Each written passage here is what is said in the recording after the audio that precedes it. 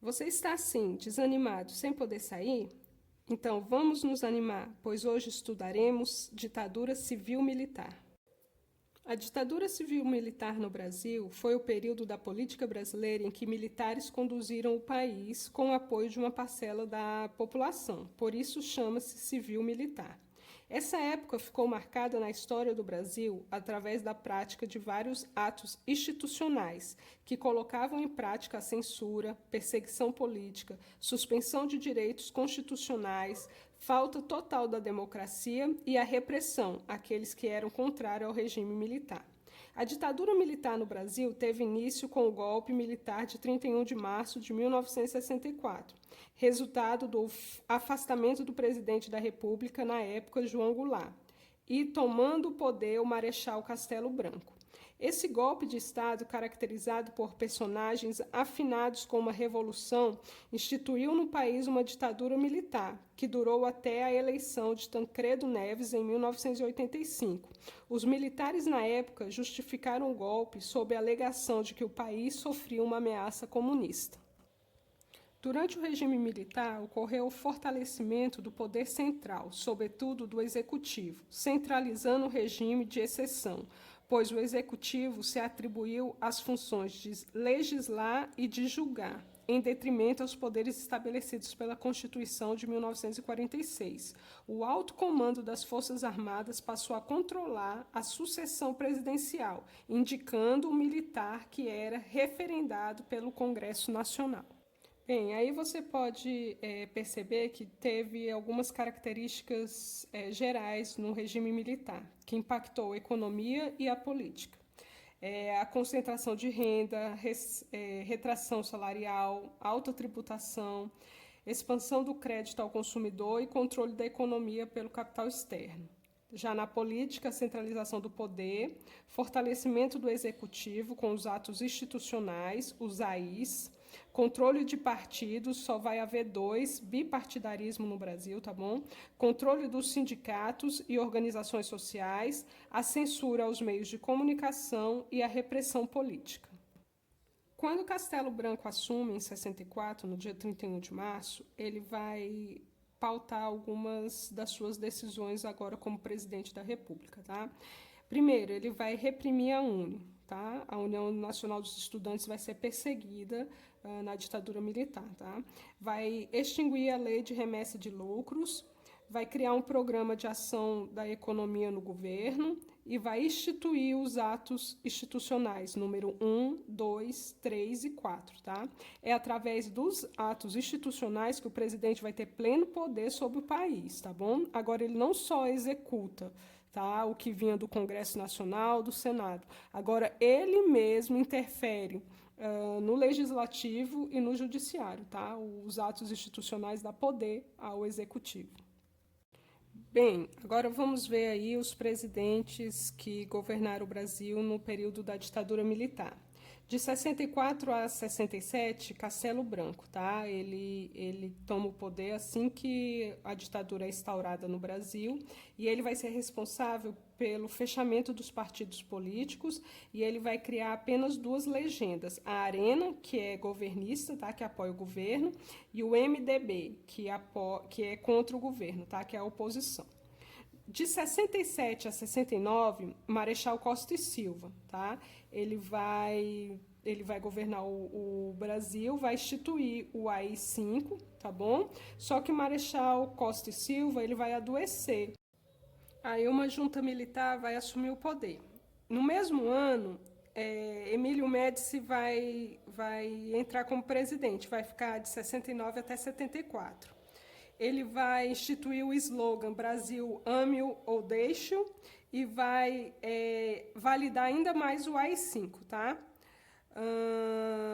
Depois a gente vai ter, de 74 a 79, Ernesto Geisel, tá bom? Ele também era um gaúcho, tá? Ele vai começar a abertura lenta e gradual, tá? do processo de transição da ditadura para o regime democrático, tá? Mas vai começar bem lentamente, tá? Em 1977. Aí depois a gente vai ter o último presidente militar no Brasil, que vai de 79 a 85, Batista Figueiredo, tá? Ele é um carioca, vai ser o último presidente do regime militar. Em 79, ele vai promulgar a lei de anistia no Brasil, tá? Que vai ser a questão do perdão aos que eram contrários ao regime militar. Vai ter um retorno do multipartidarismo, tá bom? E aí a gente vai ter as novas legendas de partido, como o PDT de Leonel Brizola e a criação do PT.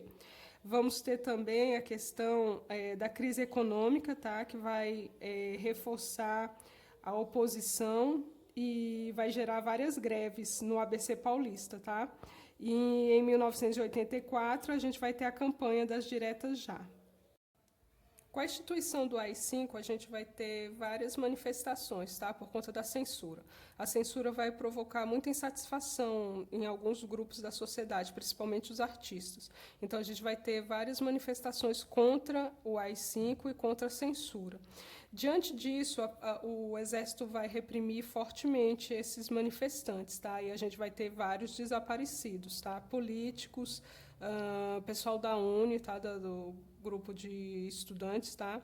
E artistas também. Alguns vão ser exilados, tá? A gente tem o caso de Gilberto Gil, Caetano Veloso, Raul Seixas, tá? Muitos artistas serão exilados, mandados para fora do país. A gente vai ter também a questão do slogan da ditadura militar, tá? Ame-o ou deixe. Ou você ama o Brasil do jeito que ele está, ou você abandona. Foi o caso dos exilados. Só que isso não era uma escolha, tá? Exilados era mais para pessoas conhecidas, porque matar conhecido ficaria um pouco complicado. Mas muita gente do anonimato morreu, tá? Nessa repressão aí. Aí a chargezinha da Mônica, o desenho da Mônica, mostra, né? A Mônica perguntando para o pai dela o que é censura, e o pai dela, no outro quadrinho, pensando e os pensamentos dele em negrito. Era desse jeito que a censura fazia, tá? Com músicas, peças teatrais, novelas. Roque Santeiro foi uma novela que foi censurada. E só anos depois é que ela foi colocada a público. Aí a gente também vai ter, no governo do João Figueiredo, como eu falei para vocês, a lei da anistia. Vai se perdoar vários opositores do governo. Só que não vai ser só os opositores que serão perdoados, que praticaram tortura e morte também serão da parte do governo, exército.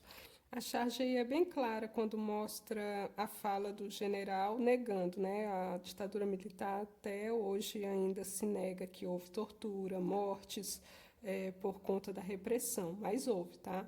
E aí você vê o armário cheio de caveiras, né? Ele se preparando para o discurso, dizendo que não houve tortura, que os mortos do Araguaia foram combatentes da guerrilha, e que a ditadura militar não agiu com repressão e com violência.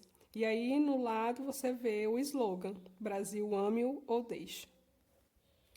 E agora vamos praticar. Bem, eu elaborei 10 questões que está lá no site da escola, tá? Vocês vão responder, está toda baseada em cima do vídeo. Depois vocês vão enviar para mim, tá? Tenta enviar por e-mail, tá? Eu coloquei meu e-mail lá na descrição do site. Procurem no livro de vocês também, se vocês tiverem alguma dúvida, capítulo Ditadura Militar. Bem, gente, eu espero que vocês tenham gostado, que eu tenha tirado todas as dúvidas sobre ditadura militar. Estou morrendo de saudade do terceiro ano, tá? Beijão para vocês e até a próxima.